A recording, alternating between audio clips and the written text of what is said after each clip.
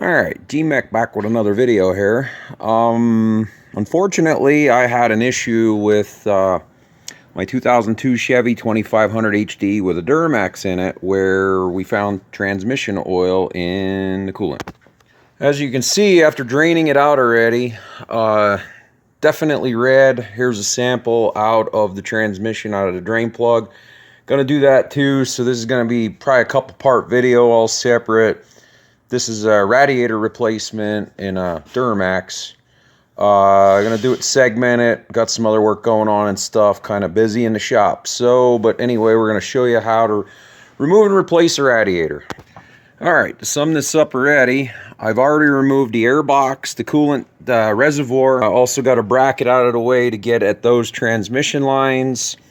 Lower radiator hose we'll have to get from the bottom. So basically, I'll set the camera up here and I'll get into, I'm going to remove this cover on top of the radiator. Unfortunately, I got to disturb. I do believe this is the ABS computer. Not positive on that, but that will have to be removed and out of the way. Possibly this one too. So we'll set the tripod up and let's get into this.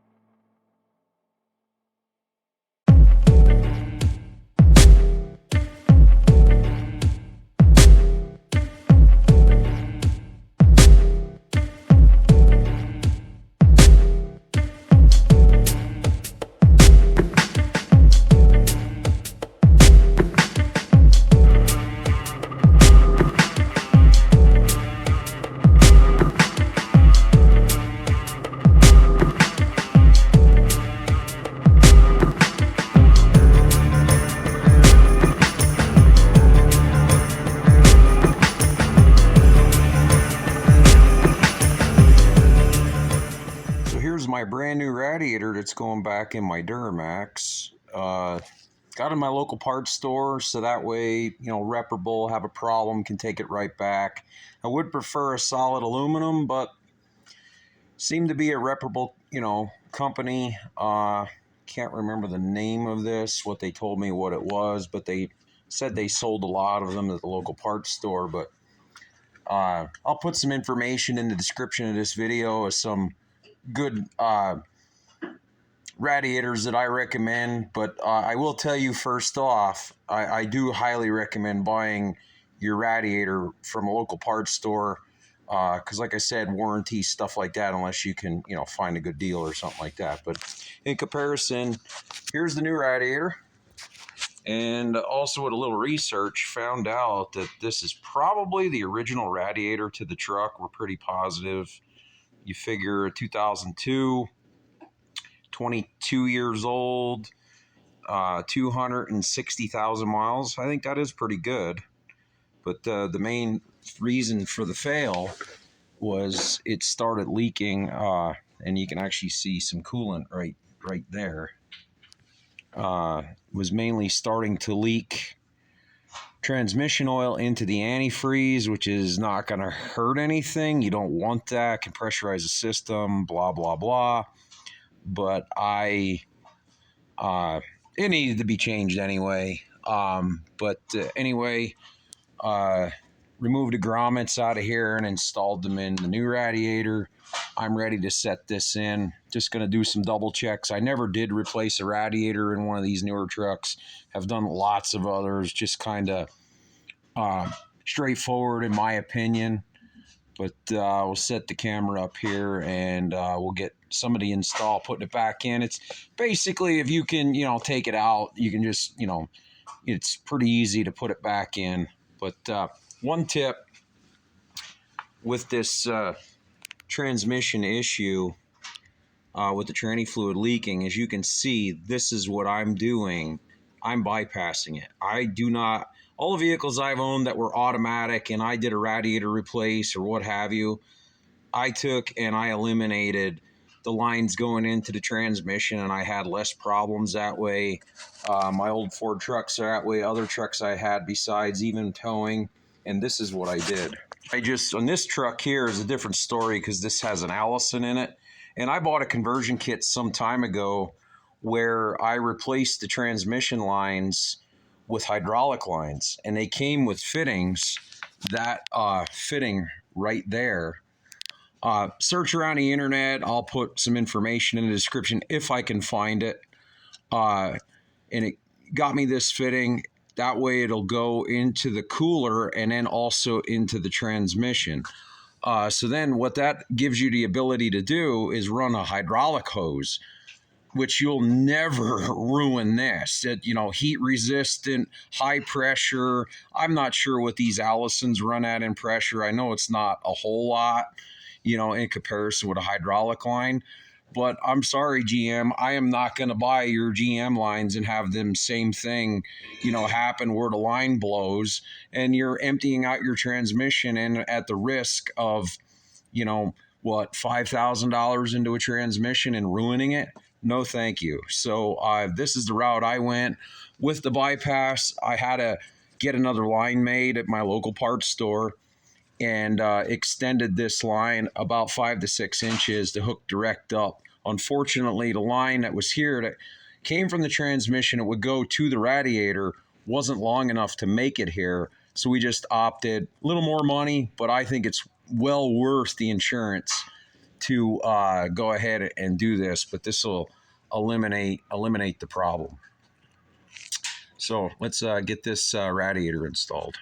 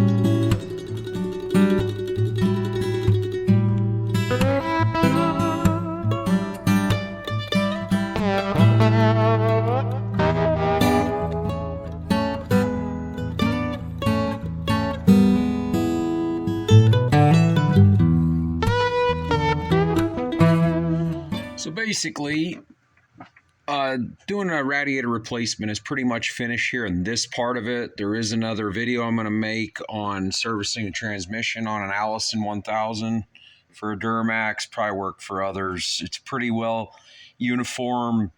You know, this, what makes it real easy is this has a drain pan and or a drain plug, filter on the outside and a filter on the inside. And being I already drained the lines off because of removing them from the radiator will help that. But I probably don't have to do it, but I'm taking the extra precaution because the antifreeze, the oil mixed in with the antifreeze. I didn't necessarily see any antifreeze in the transmission oil, but I'm not taking any chances. But anyway, to finish up this section, replacing the radiator, right now the last step I did, I just finished topping off the antifreeze. If you look, the level is right there.